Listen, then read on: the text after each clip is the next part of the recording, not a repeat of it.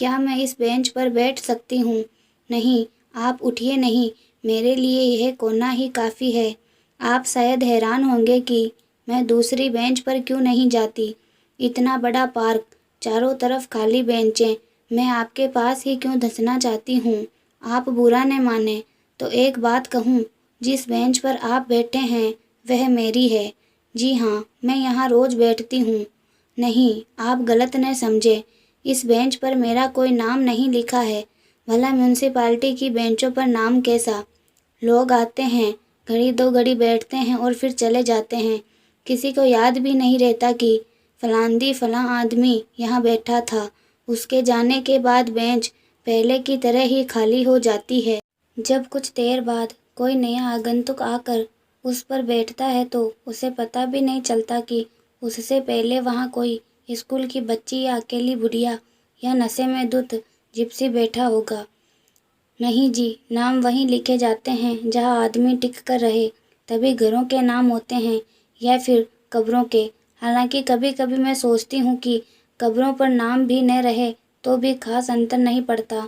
कोई जीता जागता आदमी जानबूझकर दूसरे की कब्र में घुसना पसंद नहीं करेगा। आप उधर देख रहे हैं, घोड़ा गाड़ी की तरफ। नहीं, इसमें हैरानी की कोई बात नहीं। शादी ब्याह के मौके पर लोग अब भी घोड़ा गाड़ी इस्तेमाल करते हैं। मैं तो हर रोज़ देखती हूँ, इसीलिए मैंने यह बेंच अपने लिए चुनी है। यहाँ बैठकर आंखें सीधी गिरजे पर जाती है। आपको अपनी गर्दन टेढ़ी भी नहीं करनी पड़ती। बहुत पुराना गिरजा है। इस गिरजे में शादी करवाना बहुत बड़ा गौरव माना जाता है। लोग 8-10 महीने पहले से अपना नाम दर्ज करवा लेते हैं। वैसे सगाई और शादी के बीच इतना लंबा अंतराल ठीक नहीं। कभी कभी बीच में मनमुटाव हो जाता है और ऐन विवाह के मुहूर्त पर वर वधू में से कोई भी दिखाई नहीं देता। उन दिनों यह जगह सुनसान पड़ी रहती है, न कोई भीड़ न कोई घोड़ा गाड़ी। भिखारी भी खाली हाथ लौट जाते हैं। ऐसे ही एक दिन मैंने सामने वाली बेंच पर एक लड़की को देखा था। अकेले बैठी थी और सुनी आंखों से गिरजे को देख रही थी। पार्क में यही एक मुश्किल है, इतने खुले में सब अपने अपने में बंद बैठे रहते हैं। आप किसी के पास जाकर सांत्वना के 2 शब्द भी नहीं कह सकते। आप दूसरों को देखते हैं, दूसरे आपको। शायद इससे भी कोई तसल्ली मिलती होगी। यही कारण है अकेले कमरे में जब तकलीफ़ दुश्वार हो जाती है तो अक्सर लोग बाहर चले आते हैं, सड़कों पर, पब्लिक पार्क में, किसी पब में। वहाँ आपको कोई तसल्ली न भी दे तो भी आपका दुख एक जगह से मुड़कर दूसरी तरफ करवट ले लेता है। इससे तकलीफ़ का बोझ कम नहीं होता, लेकिन आप उसे कुली के सामान की तरह एक कंधे से उठाकर दूसरे कंधे पर रख देते हैं। यह क्या कम राहत है। मैं तो ऐसा ही करती हूँ। सुबह से ही अपने कमरे से बाहर निकल आती हूँ। नहीं नहीं, आप गलत न समझे, मुझे कोई तकलीफ़ नहीं। मैं धूप की खातिर यहाँ आती हूँ। आपने देखा होगा, सारे पार्क में सिर्फ यही एक बेंच है जो पेड़ के नीचे नहीं है। इस बेंच पर एक पत्ता भी नहीं झड़ता। फिर इसका एक बड़ा फ़ायदा यह भी है कि यहाँ से मैं सीधे गिरजे की तरफ देख सकती हूँ। लेकिन यह शायद मैं आपसे पहले ही कह चुकी हूँ। आप सचमुच सौभाग्यशाली हैं। पहले दिन यहाँ आए और सामने घोड़ा गाड़ी। आप देखते रहिए, कुछ ही देर में गिरजे के सामने छोटी सी भीड़ जमा हो जाएगी। उनमें से ज़्यादातर लोग ऐसे होते हैं जो न वर को जानते न वधू को, लेकिन एक झलक पाने के लिए घंटों बाहर खड़े रहते हैं। आपके बारे में मुझे मालूम नहीं, लेकिन कुछ चीज़ों को देखने की उत्सुकता जीवन भर खत्म नहीं होती। अब देखिए, आप इस पेरेम्बुलेटर के आगे बैठे थे। पहली इच्छा यह हुई, झांक कर भीतर देखूं, जैसे आपका बच्चा औरों से अलग होगा। अलग होता नहीं, इस उम्र में सारे बच्चे एक जैसे ही होते हैं, मुँह में चूसनी दबाए लेटे रहते हैं। फिर भी जब मैं किसी पेरेम्बुलेटर के सामने से गुजरती हूँ तो एक बार भीतर झांकने की ज़बरदस्त इच्छा होती है। मुझे यह सोचकर काफ़ी हैरानी होती है कि जो चीज़ें हमेशा एक जैसी रहती है, उनसे उबने के बजाय आदमी सबसे ज़्यादा उन्हीं को देखना चाहता है, जैसे छोटे बच्चे या नवविवाहित जोड़े की घोड़ा गाड़ी या मुर्दों की अर्थी। आपने देखा होगा, ऐसी चीज़ों के इर्द गिर्द हमेशा भीड़ जमा हो जाती है। अपना बस हो या न हो, पाँव खुद ब खुद उनके पास खींचे चले आते हैं। मुझे कभी कभी यह सोचकर बड़ा अचरज होता है कि जो चीज़ें हमें अपनी ज़िंदगी को पकड़ने में मदद देती है, वे चीज़ें हमारी पकड़ के बाहर होती हैं। हम न उनके बारे में कुछ सोच सकते हैं, न ही दूसरे को बता सकते हैं। मैं आपसे पूछती हूँ, क्या आप अपनी जन्म की घड़ी के बारे में कुछ याद कर सकते हैं, या अपनी मौत के बारे में किसी को कुछ बता सकते हैं, या अपने विवाह के अनुभव को हूबहू अपने भीतर दोहरा सकते हैं? आप हंस रहे हैं। नहीं, मेरा मतलब कुछ और था। कौन ऐसा आदमी है जो अपने विवाह के अनुभव को याद नहीं कर सकता? मैंने सुना है कुछ ऐसे देश हैं जहाँ जब तक लोग नशे में धुत नहीं हो जाते तब तक विवाह करने का फैसला नहीं लेते, और बाद में उन्हें उसके बारे में कुछ याद नहीं रहता। नहीं जी, मेरा मतलब ऐसे अनुभव से नहीं था। मेरा मतलब था, क्या आप उस क्षण को याद कर सकते हैं जब आप एकाएक यह फैसला कर लेते हैं कि आप अलग न रहकर किसी दूसरे के साथ रहेंगे जिंदगी भर? मेरा मतलब है, क्या आप सही सही उस बिंदु पर अंगुली रख सकते हैं जब आप अपने भीतर के अकेलेपन को थोड़ा सा सरका कर किसी दूसरे को वहां आने देते हैं? जी हाँ, उसी तरह जैसे कुछ देर पहले आपने थोड़ा सा सरक कर मुझे बेंच पर आने दिया था, और अब मैं आपसे ऐसे बातें कर रही हूँ मानो आपको बरसों से जानती हूँ। लीजिए, अब 2-4 सिपाही भी गिरजे के सामने खड़े हो गए। अगर इसी तरह भीड़ जमा होती गई तो आने जाने का रास्ता भी रुक जाएगा। आज तो खैर धूप निकली है, लेकिन सर्दी के दिनों में भी लोग ठिठुरते हुए खड़े रहते हैं। मैं तो बरसों से यह देखती आ रही हूँ। कभी कभी तो यह भ्रम होता है कि 15 साल पहले मेरे विवाह के मौके पर जो लोग जमा हुए थे, वही लोग आज भी हैं। वही घोड़ा गाड़ी, वही इधर उधर घूमते हुए सिपाही, जैसे इस दौरान कुछ भी नहीं बदला है। जी हाँ, मेरा विवाह भी इसी गिरजे में हुआ था, लेकिन यह मुद्दत पहले की बात है। तब सड़क इतनी चौड़ी नहीं थी कि घोड़ा गाड़ी सीधे गिरजे के दरवाजे पर आकर ठहर सके। हमें उसे गली के पिछवाड़े रोक देना पड़ा था, और मैं अपने पिता के साथ पैदल चलकर यहाँ तक आई थी। सड़क के दोनों तरफ लोग खड़े थे, और मेरा दिल धक धक कर रहा था कि कहीं सबके सामने मेरा पाँव न फिसल पड़े। पता नहीं वे लोग अब कहाँ होंगे जो उस रोज़ भीड़ में खड़े मुझे देख रहे थे। आप क्या सोचते हैं, अगर उनमें से कोई आज मुझे देखे तो क्या पहचान सकेगा कि बेंच पर बैठी यह अकेली औरत वही लड़की है जो सफ़ेद पोशाक में 15 साल पहले गिरजे की तरफ जा रही थी? सच बताइए, क्या पहचान सकेगा? आदमियों की तो बात मैं नहीं जानती, लेकिन मुझे लगता है कि वह घोड़ा मुझे ज़रूर पहचान लेगा जो उस दिन हमें खींच कर लाया था। जी हाँ, घोड़े को देखकर मैं हमेशा हैरान रह जाती हूँ। कभी आपने उनकी आंखों में झांक कर देखा है? लगता है जैसे वे किसी बहुत ही आत्मीय चीज़ से अलग हो गए हैं, लेकिन अभी तक अपने अलगाव के आदी नहीं हो सके। इसीलिए वे आदमियों की दुनिया में सबसे अधिक उदास रहते हैं। किसी चीज़ का आदी न हो पाना, इससे बड़ा कोई दुर्भाग्य नहीं। वे लोग जो आखिर तक आदी नहीं हो पाते, या तो घोड़ों की तरह उदासीन हो जाते हैं, या मेरी तरह धूप के एक टुकड़े की खोज में एक बेंच से दूसरी बेंच का चक्कर लगाते रहते हैं। क्या कहा आपने? नहीं, आपने शायद मुझे गलत समझ लिया। मेरे कोई बच्चा नहीं, यह मेरा सौभाग्य है। बच्चा होता तो शायद मैं कभी अलग नहीं हो पाती।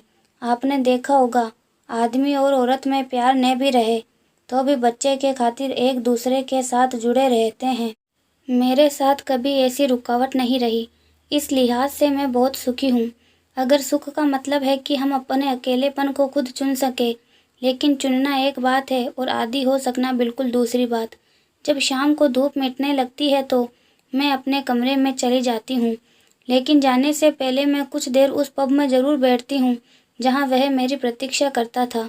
जानते हैं उस पब का नाम? बोनापार्ट। जी हाँ, कहते हैं नेपोलियन पहली बार इस शहर में आया तो उस पब में बैठा था, लेकिन उन दिनों मुझे इसका कुछ पता नहीं था। जब पहली बार उसने मुझसे कहा कि हम बोनापार्ट के सामने मिलेंगे, तो मैं सारी शाम शहर के दूसरे सिरे पर खड़ी रही जहाँ नेपोलियन घोड़े पर बैठा है। आपने कभी अपनी पहली डेट इस तरह गुजारी है कि आप सारी शाम पब के सामने खड़े रहें और आपके मंगेतर पब्लिक स्टैचू के नीचे? बाद में जो उसका शौक़ था वह मेरी आदत बन गई। हम दोनों हर शाम कभी उस जगह जाते जहाँ मुझे मिलने से पहले वह बैठता था। या उस शहर के उन इलाकों में घूमने निकल जाते जहाँ मैंने बचपन गुजारा था। यह आपको कुछ अजीब नहीं लगता कि जब हम किसी व्यक्ति को बहुत चाहने लगते हैं तो न केवल वर्तमान में उसके साथ रहना चाहते हैं बल्कि उसके अतीत को भी निगलना चाहते हैं। जब वह हमारे साथ नहीं था हम इतने लालची और ईर्ष्यालु हो जाते हैं कि हमें यह सोचना भी असहनीय लगता है कि कभी ऐसा समय रहा होगा जब वह हमारे बगैर जीता था, प्यार करता था, सोता जागता था। फिर अगर कुछ साल उसी एक आदमी के साथ गुजार दें तो यह कहना भी असंभव हो जाता है कि कौन सी आदत आपकी अपनी है और कौन सी आपने दूसरों से चुराई है। जी हाँ, ताश के पत्तों की तरह वे इस तरह आपस में घुल मिल जाती हैं। आप किसी एक पत्ते को उठाकर नहीं कह सकते कि यह पत्ता मेरा है और वह पत्ता उसका। देखिए, कभी कभी मैं सोचती हूँ कि मरने से पहले हम में से हर एक को यह छूट मिलनी चाहिए कि हम अपनी चीर फाड़ खुद कर सकें, अपने अतीत की तहों को प्याज के छिलकों की तरह एक एक करके उतारते जाएं। आपको हैरानी होगी कि सब लोग अपना अपना हिस्सा लेने आ पहुँचेंगे। माँ बाप, दोस्त, पति, सारे छिलके दूसरों के। आखिर की सूखी डंठल आपके हाथ में रह जाएगी जो किसी काम की नहीं, जिसे मृत्यु के बाद जला दिया जाता है या मिट्टी के नीचे दबा दिया जाता है। देखिए, अक्सर कहा जाता है कि हर आदमी अकेला मरता है। मैं यह नहीं मानती। वह उन सब लोगों के साथ मरता है जो उसके भीतर थे, जिनसे वह लड़ता था या प्रेम करता था। वह अपने भीतर पूरी एक दुनिया लेकर जाता है। इसीलिए हमें दूसरों के मरने पर जो दुख होता है वह थोड़ा बहुत स्वार्थी किस्म का दुख है, क्योंकि हमें लगता है कि इसके साथ हमारा एक हिस्सा भी हमेशा के लिए खत्म हो गया। अरे देखिए, वह जाग गया। जरा पेरम्बुलेटर हिलाइए, धीरे धीरे हिलाते जाइए, अपने आप चुप हो जाएगा। मुँह में चूसने इस तरह दबा कर लेटा है जैसे छोटा मोटा शिकार हो। देखिए कैसे ऊपर बादलों की तरफ टुकुर टुकुर ताक रहा है। मैं जब छोटी थी तब लकड़ी लेकर बादलों की तरफ इस तरह घुमाती थी जैसे वे मेरे इशारों पर ही आकाश में चल रहे हो। आप क्या सोचते हैं, बच्चे इस उम्र में जो कुछ देखते हैं या सुनते हैं वह क्या बाद में उन्हें याद रहता है? रहता जरूर होगा, कोई आवाज़, कोई झलक या कोई आहट जिसे बड़े होकर हम उम्र के जाले में खो देते हैं। लेकिन किसी अनजाने मौके पर जरा सा इशारा पाते ही हमें लगता है कि इस आवाज़ को कहीं हमने सुना है। यह घटना या ऐसी ही कोई घटना पहले कभी हुई है। और फिर उसके साथ साथ बहुत सी चीज़ें अपने आप खुलने लगती है जो हमारे भीतर अरसे से जमा थी, लेकिन रोज़मर्रा की दौड़ धूप में जिनकी तरफ हमारा ध्यान जाता नहीं, लेकिन वे वहाँ हैं, घात लगाए कोने में खड़ी रहती है, मौके की तलाश में। और फिर किसी घड़ी सड़क पर चलते हुए या ट्राम की प्रतीक्षा करते हुए या रात को सोने और जगने के बीच वे अचानक आपको पकड़ लेती है। और तब आप कितना ही हाथ पांव क्यों न मारें, कितना ही क्यों न झटपटाएं, वे आपको छोड़ती नहीं। मेरे साथ एक रात ऐसे ही हुआ था। हम दोनों सो रहे थे और तब मुझे एक अजीब सा खटका सुनाई दिया, बिल्कुल वैसे ही जैसे बचपन में अपने अकेले कमरे में हड़बड़ाकर जाग उठती थी। और सहसा यह भ्रम होता था कि दूसरे कमरे में माँ और बाबू नहीं हैं और मुझे लगता था कि अब मैं उन्हें कभी नहीं देख सकूंगी। और तब मैं चीखने लगती थी, लेकिन उस रात चीखी चिल्लाई नहीं। मैं बिस्तर से उठकर देहरी तक आई, दरवाज़ा खोलकर बाहर झांका, बाहर कोई न था। वापस लौटकर उसकी तरफ देखा, वह दीवार की तरफ मुँह मोड़ कर सो रहा था जैसे वह हर रात सोता था। उसे कुछ भी सुनाई नहीं दिया था। तब मुझे पता चला कि वह खटका कहीं बाहर नहीं, मेरे भीतर हुआ था। नहीं, मेरे भीतर भी नहीं, अंधेरे में एक चमगादड़ की तरह वह मुझे छूता हुआ निकल गया था, न बाहर न भीतर। फिर भी चारों तरफ फड़फड़ाता हुआ मैं पलंग पर आकर बैठ गई जहाँ वह लेटा था और धीरे धीरे उसकी देह को छूने लगी, उसकी देह के उन सब कोनों को छूने लगी जो एक ज़माने में मुझे तसल्ली देते थे। मुझे यह अजीब सा लगा कि मैं उसे छू रही हूँ और मेरे हाथ खाली के खाली वापस लौट आते हैं। बरसों पहले की गूंज जो उसके अंगों से निकलकर मेरी आत्मा में बस जाती थी, अब कहीं न थी। मैं उसी तरह उसकी देह को टोह रही थी जैसे कुछ लोग पुराने खंडरों पर अपने नाम खोजते हैं जो मुद्दत पहले उन्होंने दीवारों पर लिखे थे, लेकिन मेरा नाम वहाँ कहीं न था। कुछ और निशान थे जिन्हें मैंने पहले कभी नहीं देखा था, जिनका मुझसे दूर का भी वास्ता न था। और मैं रात भर उसके सिरहाने बैठी रही और मेरे हाथ मुर्दा होकर उसकी देह पर पड़े रहे। मुझे यह भयानक सा लगा कि हम दोनों के बीच जो खालीपन आ गया था वह मैं किसी से कह नहीं सकती। जी हाँ, अपने वकील से भी नहीं, जिन्हें मैं अरसे से जानती थी। वे समझे मैं सटिया गई हूँ। कैसा खटका! क्या मेरा पति किसी दूसरी औरत के साथ जाता था? क्या वह मेरे प्रति क्रूर था? जी हाँ, उसने प्रश्नों की झड़ी लगा दी और मैं थी कि एक इडियट की तरह उनका मुँह ताकती रही। और तब मुझे पहली बार पता चला कि अलग होने के लिए कोर्ट कचहरी जाना जरूरी नहीं है। अक्सर लोग कहते हैं कि अपना दुख दूसरों के साथ बांटकर हम हल्के हो जाते हैं। मैं कभी हल्की नहीं होती। नहीं जी, लोग दुख नहीं बांटते, सिर्फ फैसला करते हैं कौन दोषी है और कौन निर्दोष। मुश्किल यह है, जो एक व्यक्ति आपकी दुखती रग को सही सही पहचान सकता है, उसी से हम अलग हो जाते हैं। इसीलिए मैं अपने मोहल्ले को छोड़कर शहर के इस इलाके में आ गई। यहाँ मुझे कोई नहीं जानता। यहाँ मुझे देखकर कोई यह नहीं कहता कि देखो, यह औरत अपने पति के साथ 8 वर्ष रही है और फिर अलग हो गई। पहले जब कोई इस तरह बात कहता था तो मैं बीच सड़क पर खड़ी हो जाती थी। इच्छा होती थी लोगों को पकड़कर शुरू से आखिर तक सब कुछ बताऊं। कैसे हम पहली शाम अलग अलग एक दूसरे की प्रतीक्षा कर रहे थे, वह पब के सामने, मैं मूर्ति के नीचे। कैसे उसने पहली बार मुझे पेड़ के तने से सटाकर चूमा था। कैसे मैंने पहली बार डरते डरते उसके बालों को छुआ था। जी हाँ, मुझे यह लगता था कि जब तक मैं उन्हें यह सच नहीं बता दूंगी तब तक उस रात के बारे में कुछ नहीं कह सकूंगी, जब पहली बार मेरे भीतर खटका हुआ था। और बरसों बाद यह इच्छा हुई थी कि मैं दूसरे कमरे में भाग जाऊं जहां मेरे माँ बाप सोते थे, लेकिन वह कमरा खाली था। जी, मैंने कहीं पढ़ा था कि बड़े होने का मतलब है कि अगर आप आधी रात को जाग जाएं और कितना ही क्यों न चीखे चिल्लाएं, दूसरे कमरे से कोई नहीं आएगा, वह हमेशा खाली रहेगा। देखिए, उस रात के बाद मैं कितनी बड़ी हो गई हूँ। लेकिन एक बात मुझे अभी तक समझ में नहीं आती। भूचाल या बमबारी की खबरें अखबारों में छपती है, दूसरे दिन सबको पता चल जाता है कि जहाँ बच्चों का स्कूल था वहाँ खंडर है, जहाँ खंडर थे वहाँ उड़ती धूल। लेकिन जब लोगों के साथ ऐसा होता है तो किसी को कोई खबर नहीं होती। उस रात के बाद दूसरे दिन मैं सारे शहर में अकेली घूमती रही और किसी ने मेरी तरफ देखा भी नहीं।